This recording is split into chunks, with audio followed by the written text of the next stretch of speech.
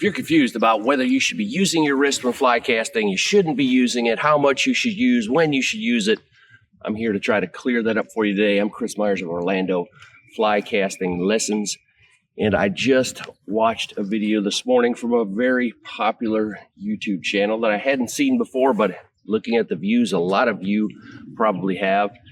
And one of the videos was telling you why you're not that great at casting. And one of those tips was that you are using too much wrist. And the solution was, do not use your wrist when casting. If that's the advice you're following, I think you're making a huge mistake, and you're going to make your casting journey much, much more difficult. The video was correct in that the most common issue, and they showed an image just like this, which I show all the time, is using a whole bunch of wrist at the end of the stroke after you've already lifted your arm up. Then using wrist makes the cast go down. They were definitely correct in that part.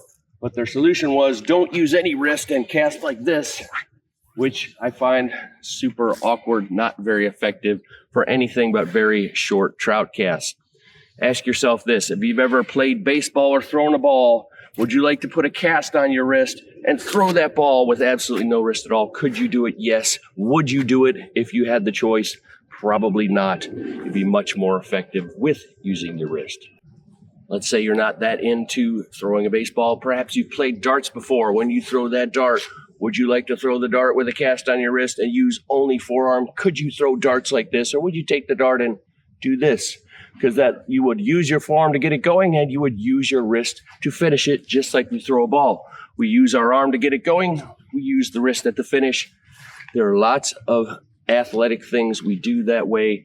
Fly casting should be one of them, because that is going to help you generate the tip speed and the rod speed and the line speed at the end of the stroke. After I've pulled it, I've rotated forward some, so I'm going to rotate this arm down, snap that wrist.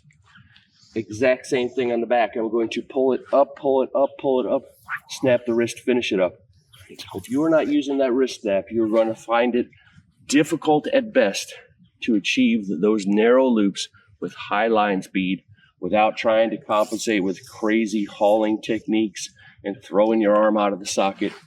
This is how you can cast nice and gentle with very little effort, and with very little effort and line speed that I'm generating with the tip of the rod because of that wrist snap. You can cast as far as you're going to need to in one or two backstrokes. I promise you, you must be using your wrist. Stop taking advice to lock that wrist up and don't use it. Yes, you may be using your wrist to put the rod down. The solution is not to put a cast on your wrist, and don't ever use it again. You're going to be extremely frustrated. Try using your wrist at the correct moment. I got lots of videos going into great detail on this if you're interested. You can find some more in my fly casting playlist. If you're going to be in the Orlando area, you can come see me for a one-on-one lesson. I'll show you in person exactly how to do it.